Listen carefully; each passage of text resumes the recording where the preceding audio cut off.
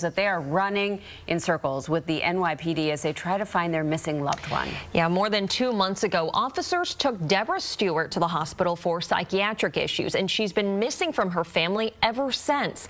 Investigative reporter Kristen Thorne has been following the family's frustrating journey.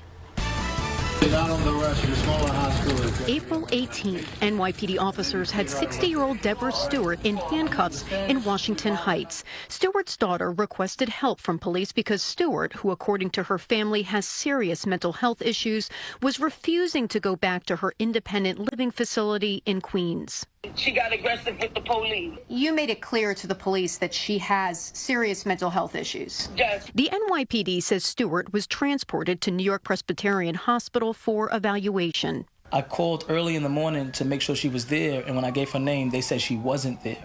Eventually, they said, oh, she was here. She was released on the 19th.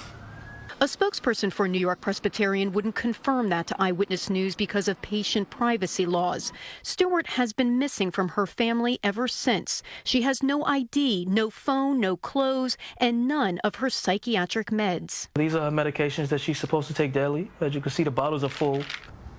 I'm worried to death. I'm devastated because I know how dangerous New York is now. Stewart's son, Carlton Wood, says despite calling the NYPD Missing Persons Squad constantly, they didn't give him a key piece of information until 2 months after his mother's disappearance. On June 12th, I called up trying to get an update on what was going on. And the new detective, this is my first time speaking to him, he's like, oh, you know what? I remember hearing your mother's name. Last week, the hospital called and said that she was actually released at 2 in the morning, and they put her in a lift to a shelter. I said, well, what shelter was she sent to? Where's this lift? Where did they send her to?